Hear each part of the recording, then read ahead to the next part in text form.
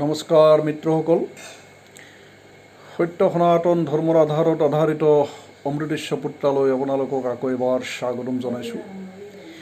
বেছি বাহুল্য নকৰি আমি লগে লগে বেদ ভাষ্যলৈ আহিম।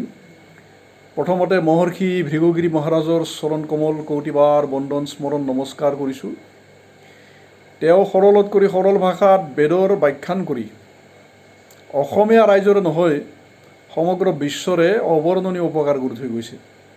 অদূৰ ভৱিষ্যতে এই বেদবিলাক যদি ভিন্ন ভিন্ন ভাষাত অনুবাদ হয়, তেতিয়াহ'লে বিশ্বৰ কোটি কোটি বেদপ্ৰেমী মানুহৰ অবৰ্ণনীয় উপকাৰ হ'ব। আৰু যিসকলে বেদৰ দুৰ্গমতা দেখি ভয় খাই আছে, তেওঁলোকে অতি সহজে বেদৰ অভ্যন্তৰলৈ প্ৰৱেশ কৰিব পাৰিব। তে পাঠকসকল, আমি প্ৰথম মন্ত্ৰটো সেইদিনা আলোচনা কৰি আছিলোঁ। প্ৰথম মন্ত্ৰটো আলোচনা কৰোঁতে আমি অকৰ্ম, বিকৰ্ম, শ্ৰেষ্ঠ কৰ্ম, শ্ৰেষ্ঠতম কৰ্ম বিষয়ে যজুৰ্বেদ ভগৱানে কি ক'ব বিচাৰিছে আমি গম পালোঁ। বাবাই সৰল ভাষাত বিকৰ্ম, অকৰ্ম, শ্ৰেষ্ঠ কৰ্মৰ বিষয়ে আমাক বুজাই দিলে। দেহৰ আচল শত্ৰু যে আমাৰ কাম, ক্ৰোধ, লোভ, মোহ, স্বাৰ্থ, বিকাৰ, বিকৃতিবিলাক, মনোবিকাৰ, মনোবিকৃতিবিলাকহে যে আমাৰ আচল শত্ৰু। আৰু আচল শত্ৰুৰ পৰাহে যে আমি সদায় আমাৰ দেহ ৰাষ্ট্ৰখন বচাই ৰাখিবলৈ অহৰ্নিশে প্ৰযত্নশীল হ'ব লাগিব, আমাক বাবাই বুজাই দিলে। মিত্ৰসকলক যে আমি সদায় পোষণ কৰিব লাগিব আৰু শত্ৰুসকলৰ বিৰুদ্ধে সদায় সচেষ্ট হৈ থাকিব লাগিব, এই কথাটো আমাক বেদ ভগৱানে বুজালে। লগে লগে বেদ ভগৱানে স্বৰাজ্য কি, স্বৰাজ্যৰ প্ৰকৃত অৰ্থও বুজালে। গান্ধীজী বিনোৱাজী আমাক স্বৰাজ্যৰ কথা কৈ থৈ গৈছিল আজি বহু বছৰ আগতে। গ্ৰাম স্বৰাজ অৰ্থাৎ গাঁওখন হ'ব এখন বিশাল ব্ৰহ্মাণ্ড, কোনো কাৰণতে মানুহে গাঁৱৰ বাহিৰলৈকে আহিব নালাগে। তে আমাক স্বৰাজ্য শব্দৰ দ্বাৰা বেদে গাঁৱৰ কথাটো ক'বই, কিন্তু এতিয়া আমাক কৈ আছে দেহ স্বৰাজ্যৰ কথা, যে দেহখন হৈছে প্ৰকৃত ৰাষ্ট্ৰ, আমাৰ দেহটো প্ৰকৃত ৰাষ্ট্ৰ, প্ৰকৃত স্বৰাজ্য। যে দেহত যদি আমি স্বৰাজ্য প্ৰতিষ্ঠা কৰিব লাগে, শত্ৰুৰ পৰা যদি দেহটো বচাই ৰাখিব লাগে, দেহটো যদি পৰৰাষ্ট্ৰ নকৰি যদি স্বৰাষ্ট্ৰ কৰিব লাগে, তেতিয়াহ'লে ইন্দ্ৰৰ নিৰ্দেশ মতে চলিব লাগিব বুলি কৈছে। ইন্দ্ৰ মানে মনৰ অধিপতি, 10টা ইন্দ্ৰিয়ৰ অধিপতি। কেতিয়াবা ইন্দ্ৰক জীৱাত্মা বুলি কৈছে, কেতিয়াবা পৰব্ৰহ্ম পৰমাত্মা বুলি কৈছে। দেহটো যিহেতু আমাৰ 24 তত্ত্বৰ দ্বাৰা তৈয়াৰী, ইয়াৰ ভিতৰত প্ৰধান হৈছে জ্ঞানেন্দ্ৰিয় 5টা, কৰ্মেন্দ্ৰিয় 5টা, সূক্ষ্ম জ্ঞানেন্দ্ৰিয় 5টা, সূক্ষ্ম কৰ্মেন্দ্ৰিয় 5টা, মন, বুদ্ধি, চিত্ত, অহংকাৰ, এই 4টা অন্তঃকৰণৰ বৃত্তি, আৰু পঞ্চমহাভূত। পঞ্চমহাভূত মানে ক্ষিতি, অপ, তেজ, মৰুত, বোম, অৰ্থাৎ মাটি, পানী, অগ্নি, বায়ু, আকাশ। এই 24 তত্ত্বৰ দ্বাৰা গঠিত দেহটোক বেদে ৰাষ্ট্ৰ বুলি কৈছে। বাবাই ইয়াতে আমাক আলংকাৰিক ভাষাত স্বৰাজ্য বা ৰাষ্ট্ৰ বুলি কৈছে। যে ৰাষ্ট্ৰক শত্ৰুৰ পৰা বচাবৰ কাৰণে যেনেকৈ সৈন্য বাহিনী শক্তিশালী কৰি ৰাখিব লাগিব, মানুহৰ নৈতিক চৰিত্ৰ আৰু নৈতিকতাক যেনেকৈ শক্তিশালী কৰি ৰাখিব লাগিব, সকলো ধৰণে দেশক যেনেকুৱা কৰি পোষণ কৰিব লাগিব ৰাষ্ট্ৰক, যাতে শত্ৰুৰ বিৰুদ্ধে উপযুক্ত জবাব দিব পাৰে, ঠিক তেনেদৰে দেহৰ শত্ৰুবিলাকক আমি যাতে উপযুক্ত জবাব দিব পাৰোঁ। কাম, ক্ৰোধ, লোভ, মোহ, বিকাৰ, বিকৃতি, ছল, কপট, প্ৰবঞ্চনা আদি যিবিলাক বৃত্তি, আসুৰিক বৃত্তি, যিবিলাকে আমাক মূলাধাৰ চক্ৰৰ ফালে সদায় লৈ যায়, যিবিলাকে আমাক কেৱল মাত্ৰ লিংগৰ পোষণ, জিভাৰ পোষণ, নাম যশ খ্যাতি আদি উপাধিবিলাকৰ ফালে কেৱল লৈ যায়, আমাৰ স্বৰূপৰ ফালে যিবিলাকে আমাক যাব নিদিয়ে, অৰ্থাৎ আমাক নাভি চক্ৰৰ ওপৰত উঠিব নিদিয়ে, আমাৰ চেতনাৰ বিকাশত যোনে ৰুদ্ধ কৰে, সেই শত্ৰুবিলাকৰ বিৰুদ্ধে অহৰ্নিশে আমাক সচেষ্ট হৈ থাকিব দিছে। চাব, বাবাই কি কৈছে, যে নৰেন্দ্ৰক সদায় সন্তুষ্ট কৰি ৰাখিব দিছে। নৰেন্দ্ৰ বুলি কওঁতে কাক বুজাইছে? জীৱাত্মাক বুজাইছে। যিহেতু দেহৰ অধিষ্ঠাতা যিহেতু জীৱাত্মা, 10টা ইন্দ্ৰিয়ৰ অধিষ্ঠাতা যিহেতু জীৱাত্মা। চাওক, কৰ্মেন্দ্ৰিয় 5টা, চকু, কাণ, নাক, ছাল, জিভা। জ্ঞানেন্দ্ৰিয় 5টা, কৰ্মেন্দ্ৰিয় 5টা, হাত, ভৰি, মুখ, লিংগ, উপস্থ।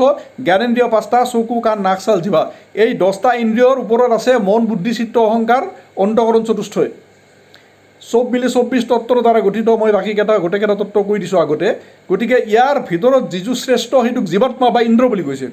গতিকে ইন্দ্ৰ শক্তিশালী কৰিব দিছে। ইয়াতে নৰেন্দ্ৰ শব্দটো ব্যৱহাৰ কৰিছে বাবাই। নৰেন্দ্ৰক শক্তিশালী কৰিব দিছে, যাতে নৰেন্দ্ৰ বা ইন্দ্ৰই আমাৰ দেহটো যাতে সুচাৰুৰূপে পৰিচালিত কৰিব পাৰে। অৰ্থাৎ চকুক উপযুক্ত ৰূপে পোষণ কৰিলে চকুই তেতিয়া চকুৰ কাম উৎকৃষ্টৰূপে কৰিব, নাকক উৎকৃষ্টৰূপে যদি পোষণ কৰে নাকে নাকৰ কাম উৎকৃষ্টৰূপে কৰিব, জ্ঞানেন্দ্ৰিয় 5টা জ্ঞানেন্দ্ৰিয় উৎকৃষ্টৰূপে কাম কৰিব।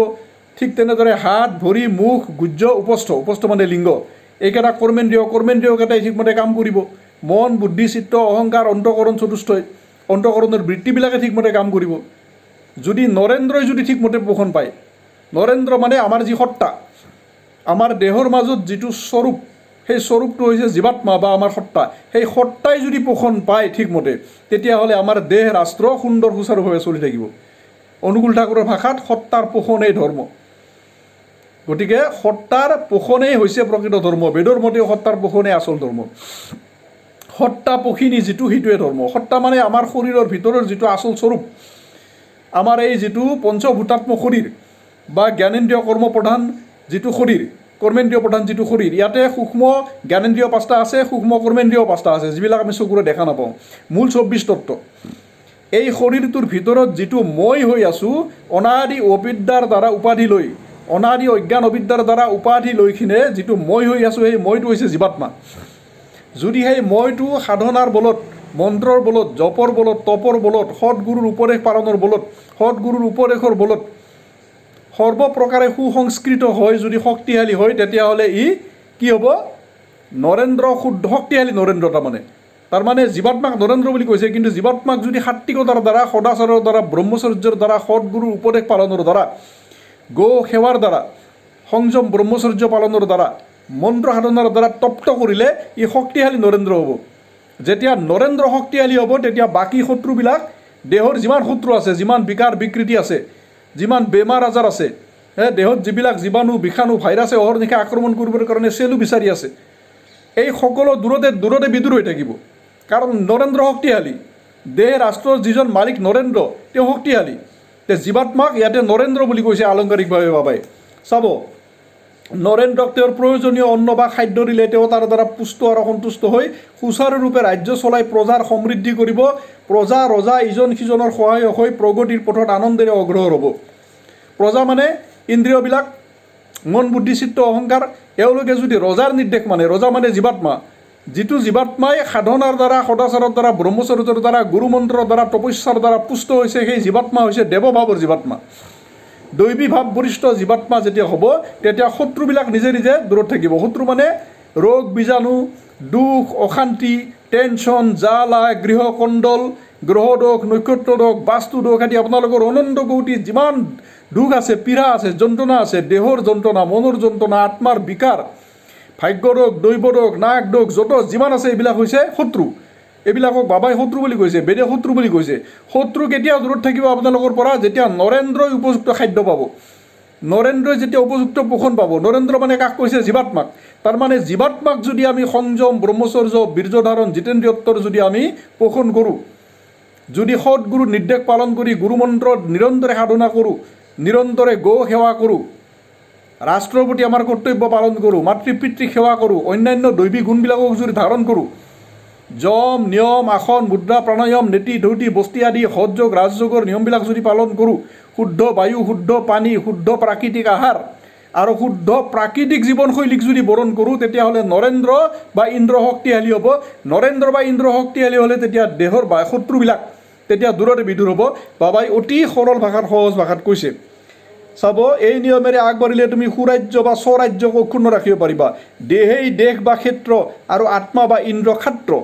দেহ ৰাজ্য যদি আত্মাৰ আদেশ বা ইচ্ছাৰ সপক্ষে থাকে, শান্তিৰ সুৰাজ্য স্বৰাজ হয়। মহাত্মা গান্ধীয়ে এনে স্বৰাজৰ কথা কৈছিল। মহাত্মা গান্ধী কোন স্বৰাজৰ কথা কৈছিল? যাতে দেহটো আমাৰ দেৱদেহ হয়, দেহৰ ভিতৰত থকা জীৱাত্মা যাতে সাত্বিক শক্তিত, সত্ত্বগুণৰ শক্তিত যাতে শক্তিমান হয়, এইটো হৈছে প্ৰকৃত স্বৰাজ্য। প্ৰতিজন ব্যক্তিৰ যদি দেহটো প্ৰকৃত স্বৰাজ্য হয়, তেতিয়াহ'লে সেইটো হ'ব গান্ধীজী কোৱা প্ৰকৃত গ্ৰাম স্বৰাজ, প্ৰকৃত স্বৰাজ। তাৰপিছত কি কৈছে চাব, অন্ন অৰ্থনীতিৰ মূল প্ৰথম তত্ত্ব। বেদে অন্নৰ কথাৰে অৰ্থনীতিৰ কথা প্ৰথমে কৈছে। অন্ন চিন্তা চমৎকাৰা। অন্ন নহ'লে ভগৱান ভক্তিও নহয়, আগে ভোজন পিছত ভোজন। সেয়ে কৈছে ভোকে ভোজন হৈ না গোপালা, লে তেৰি কণ্ঠীমালা। ভোজন দুইটাই লাগিব। জীৱাত্মাই ভোজন, আত্মাই ভোজনতে তৃপ্ত হয়। কিমান সুন্দৰভাৱে বাবাই কৈছে, একদম প্ৰেক্টিকেল কথা। বাকী পুৰাণ আদি অন্যান্য শাস্ত্ৰবিলাকে কেৱল ভোজন 24 ঘণ্টাই মাৰালৈ বহি থকা, 24 ঘণ্টাই জপ তপ ব্ৰত উপবাস হোম যজ্ঞ দান দক্ষিণা অনন্ত প্ৰকাৰৰ আত্মকৰ্ম ব্ৰহ্মকৰ্ম, কিন্তু বেদে বাস্তৱটো কৈছে যে আমাক জপ তপ ব্ৰত উপবাস হোম যজ্ঞ দান দক্ষিণা নিষ্কাম সেৱা গুৰু সেৱা গৌ সেৱা মাতৃ পিতৃৰ সেৱা ৰাষ্ট্ৰ সেৱা যিমান দৈৱী গুণৰ অনুশীলন এইবিলাকতো লাগিবই, কাৰণ এইবিলাক হৈছে জীৱাত্মাৰ পোষণৰ উদ্দেশ্যে। জীৱাত্মাক কি বুলি কৈছে বাবাই? ইন্দ্ৰ বুলি কৈছে বা নৰেন্দ্ৰ বুলি কৈছে। নৰেন্দ্ৰক পোষণ কৰিলে যিহেতু বাকী ইন্দ্ৰিয়বিলাক যিহেতু নিজে নিজে সন্তুষ্ট হৈ থাকিব, নিজৰ কাম সুন্দৰভাৱে কামবিলাক কৰিব। জ্ঞানেন্দ্ৰিয়ই সুন্দৰভাৱে কাম কৰিব, কৰ্মেন্দ্ৰিয়ই সুন্দৰভাৱে নিজৰ নিজৰ কাম কৰিব, মন বুদ্ধি সূত্ৰ সাত্বিক হৈ কিনে সাত্বিক কৰ্ম কৰিব। ফলস্বৰূপে চাৰিওফালৰ পৰা সাত্বিক পৰিণাম আহিব। চকু যদি শুদ্ধভাৱে কাম কৰে, নাকে যদি শুদ্ধভাৱে নিজৰ কাম কৰে, জিভাই যদি শুদ্ধভাৱে নিজৰ কাম কৰে, সাত্বিক গুণত থাকি যদি সকলোৱে যদি দেৱভাৱক যদি সকলোৱে সংবৰ্ধন কৰে, সকলোৱে যদি দেৱকৰ্ম কৰে, তেনেহ'লে নিজে নিজে মোৰ জীৱনত দেৱফল আহিব। দেৱফল মানে শান্তি সুখ সমৃদ্ধি জ্ঞান ভক্তি প্ৰেম বৈৰাগ্য আদি যিমান দৈৱিক সম্পত্তি ভৌতিক সম্পত্তি সকলো অট'মেটিক আহিব মোৰ মাজত। কৰ্মসিদ্ধান্ত অনাদি কৰ্মসিদ্ধান্ত মতে জেচা কৰ্ম এচা ফল অট'মেটিক আহিব। তে আগতে অন্নৰ ওপৰত বেদে এইকাৰণে ইমান গুৰুত্ব দিছে যে শুদ্ধ সাত্বিক অন্ন যদি হয়, প্ৰাকৃতিক জীৱনশৈলী যদি হয়, চিন্তা ভাৱনা যদি শুদ্ধ সাকাৰাত্মক হয়, অহৰ্নিশে সাত্বিক পৰিৱেশত সাকাৰাত্মক পৰিৱেশত যদি থাকোঁ, তেতিয়াহ'লে কি হ'ব? আমাৰ দেহটো অৰ্থাৎ ইন্দ্ৰ পোষণ হ'ব আৰু জীৱাত্মাৰো পোষণ হ'ব। ইয়াতে দুটা সমান গুৰুত্ব দিছে বাবাই। ইয়াতে জীৱাত্মা ভজনত সন্তুষ্ট হয় আৰু দেহটো দেহ ৰাজ্য বা দেহ ৰাজ্যক কি বুলি কৈছে? ইয়াতে দেহ ৰাজ্যও সন্তুষ্ট হ'ব আৰু জীৱাত্মাও সন্তুষ্ট হ'ব। জীৱাত্মাক ইন্দ্ৰ বুলি কৈছে, ৰাষ্ট্ৰ বুলি কৈছে দেহক, গোটেই দেহটোক ৰাষ্ট্ৰ বুলি আলংকাৰিক ভাষাত ৰাষ্ট্ৰ বুলি কৈছে। বেদে কৈছে হে মানৱ, তুমি অদ্বৈত আৰু দ্বৈতৰে গঠিত শৰীৰ, অদ্বৈত আত্মাক দেৱ বা সুৰ আৰু দ্বৈত দেহক দ্বৈত বা সুৰ। তুমি যিদৰে অন্নৰ ভোজনেৰে দ্বৈত দেহৰ পুষ্টি সাধন কৰিবা, সেইদৰে মন আৰু মন্ত্ৰেৰে শব্দ আৰু ভক্তিৰূপী আত্মাৰূপী ইন্দ্ৰৰ পুষ্টি সাধন কৰিবা। ইয়াতে ইন্দ্ৰকো পুষ্টি সাধন কৰিব দিছে আৰু দেহকো পুষ্টি সাধন কৰিব দিছে। দেহৰ পুষ্টি সাধনৰ কাৰণে শুদ্ধ সাত্বিক আহাৰ, সংযম ব্ৰহ্মচৰ্য বীৰ্য ধাৰণ আসন মুদ্ৰা প্ৰাণায়াম নেতি ধৌতি বস্তি গো সেৱা প্ৰাকৃতিক জীৱনশৈলী, শুদ্ধ বায়ু সেৱন, শাৰীৰিক উচিত পৰিমাণে শাৰীৰিক শ্ৰম, সম্পূৰ্ণৰূপে প্ৰকৃতিৰ অনুকূলে জীৱনশৈলী, এই গোটেইখিনি দেহটোক ৰক্ষা কৰাৰ কাৰণে। আৰু জীৱাত্মাক ৰক্ষা কৰাৰ কাৰণে বাবাই আমাক কি কৈছে? মন্ত্ৰ। গুৰুই যি মন্ত্ৰ দিছে, গুৰুই যি নাম দিছে, অহৰ্নিশে সেই গুৰু মন্ত্ৰৰ সাধন। যি যি সময়ত গুৰুদেৱে জপ কৰিব দিছে সেই সময়ত জপ, 24 ঘণ্টাই শ্বাস প্ৰশ্বাসত অহৰ্নিশে গুৰুমন্ত্ৰ স্মৰণ, লীলা কীৰ্তন নাম কীৰ্তন সাধু সেৱা বৈষ্ণৱ সেৱা গৌ সেৱা, এই গোটেইবিলাক হৈছে জীৱাত্মাক প্ৰসন্ন কৰা তুষ্ট কৰাৰ কাৰণে, আমাৰ সত্তাক পোষণ কৰাৰ কাৰণে। সত্তা মানে দেহৰ ভিতৰত থকা যি জীৱাত্মা বা পৰব্ৰহ্ম, এইটো হৈছে সত্তা। সত্তাক পোষণ কৰিলে সত্তাৰ আণ্ডাৰত থকা সকলো প্ৰজা নিজে নিজে পোষিত হ'ব। সকলোৱে তেতিয়া ৰজাৰ আদেশ মানিব বাধ্য হ'ব। ইন্দ্ৰিয় মন বুদ্ধি চিত্ত অহংকাৰ এইটো গোটেইটো প্ৰজা, এইবিলাক জীৱাত্মাৰ প্ৰজা। জীৱাত্মাক শক্তিশালী কৰিব দিছে বেদে। জীৱাত্মাক যদি শুদ্ধ সাত্বিকতাৰ মাজেৰে শক্তিশালী কৰোঁ, শুদ্ধ অন্ন আৰু ইফালে কি কৰিব দিছে? গুৰু মন্ত্ৰ বা গুৰু উপদেশ পালন। জপ তপ ব্ৰত উপবাস হোম যজ্ঞ দান দক্ষিণা আদি এইবিলাক হৈছে গুৰু উপদেশ। এইবিলাকৰ দ্বাৰা জীৱাত্মাক শুদ্ধ শক্তিশালী কৰিব দিছে, যাতে আমাৰ চেতনা দিন দিন যাতে উৰ্ধমুখী হৈ গৈ থাকে। তাৰপিছত কৈছে যে তোমাৰ শৰীৰটোক অদ্বৈত বুলি কৈছে, দেহটোক দ্বৈত বুলি কৈছে। দ্বৈত অদ্বৈত দুয়োটাকে সমান গুৰুত্ব দিব দিছে। কাৰণ কেৱল দেহটোক যদি গুৰুত্ব দিওঁ, দিনে ৰাতি কেৱল শক্তিশালী অন্ন খাই আছোঁ, ঘিউ মাখন খাই আছোঁ, দিন ৰাতি ডাম্বেল মাৰি আছোঁ, দিন ৰাতি দেহৰ কাৰণে এই প্ৰটিন এই কেলছিয়াম দেহৰ চিন্তা কৰি কৰি শেষত দেহবোধ প্ৰবল হ'ব। দেহবোধ প্ৰবল হ'লে আত্মবোধৰ পৰা চিৰজীৱন বঞ্চিত হৈ থাকিম। দেৱৰো পৰম দুৰ্লভ দুৰ্মূল্য মানৱ জীৱন এই দেহবোধৰ মাজত, দেহাত্মবোধৰ মাজত যদি শেষ হৈ যায়, তেনেহ'লে ইয়াত কৰি দুৰ্ভাগ্য, ইয়াত কৰি হতভাগ্য, ইয়াত কৰি অভিশাপ একোৱেই নাই। কাৰণ দেহবোধক অতিক্ৰম কৰি আত্মবোধ, আত্মবোধৰ পৰা ব্ৰহ্মবোধ, ব্ৰহ্মবোধৰ পৰা পৰব্ৰহ্মবোধ বা কৈবল্যবোধলৈকে যাবলৈ আমাৰ শৰীৰ ধাৰণ। বেদ ভগৱানে দৰাই দৰাই কৈছে। তৃতীয় খণ্ডটো ইয়াতে সমাপ্ত হ'ল। সময় নাই, আপোনালোকে লাইক কৰিব আৰু লগে লগে শ্বেয়াৰ কৰি দিব, এই প্ৰাৰ্থনা আপোনালোকৰ ওচৰত।